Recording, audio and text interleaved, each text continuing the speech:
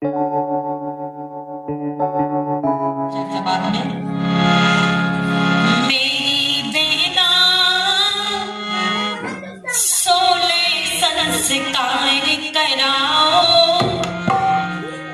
बालक को देव बनाओ, आस्था पूरी दिखलाओ।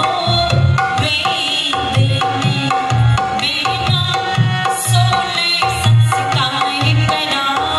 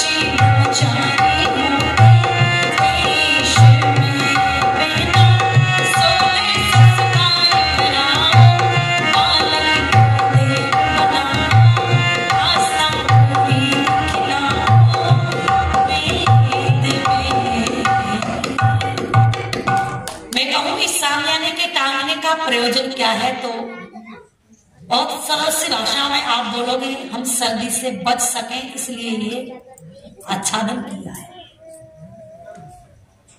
सर्दी प्रारंभ हो चुकी है, जब घर से निकले आप और हम सब तो गर्म वस्त्र पहन करके निकले, क्यों? सर्दी से बचने के लिए।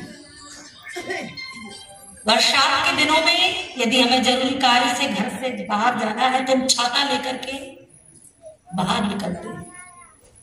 गर्मी में हम कूलर, एसी, पंखे का प्रयोग करते हैं अपनी सुरक्षा के लिए,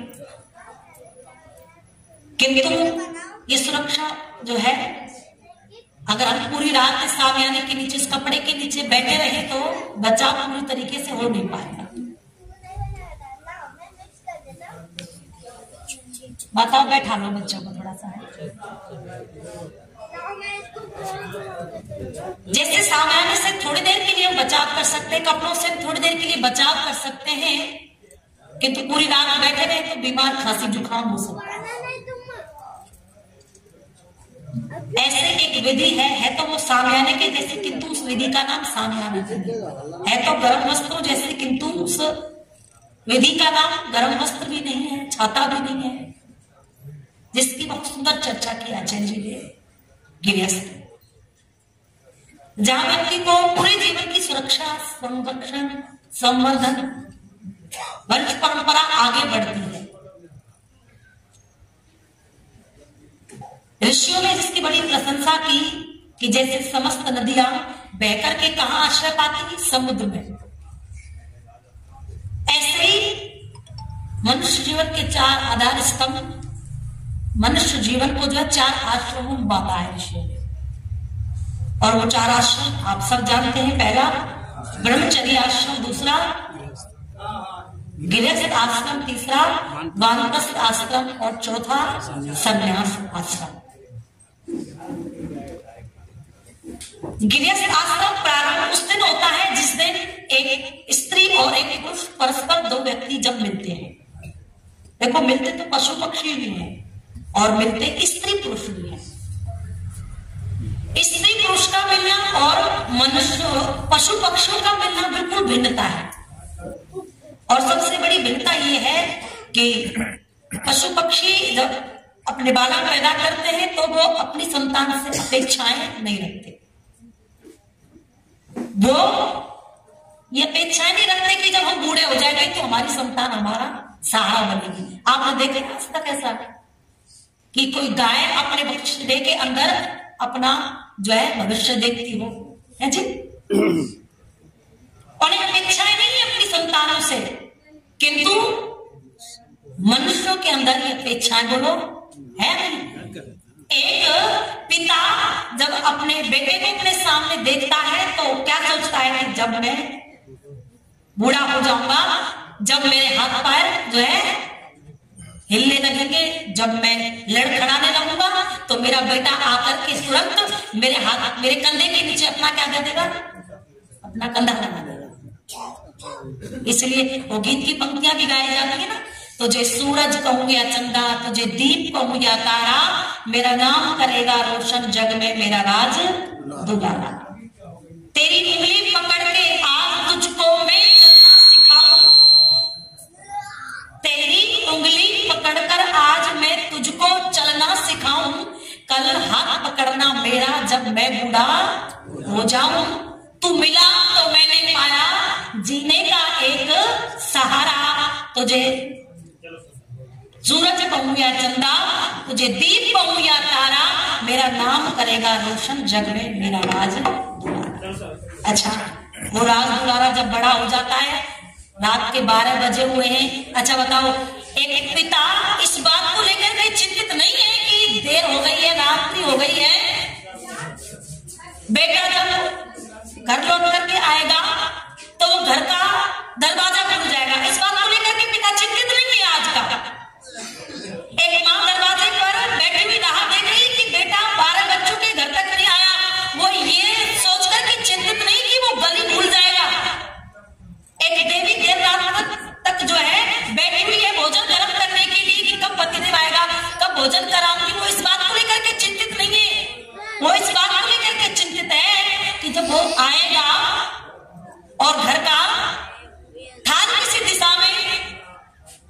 जब घर का गिलास किसी दूसरी दिशा में, घर की चम्मच किसी तीसरी दिशा में, घर का जो है गिलास किसी और पांचवी दिशा में, जब कटोरी छठवीं दिशा में जा रही होगी, आवाज आएगी तो पड़ोस के सब लोग समझ जाएंगे कि आज महानुभाव क्या करके आए हैं।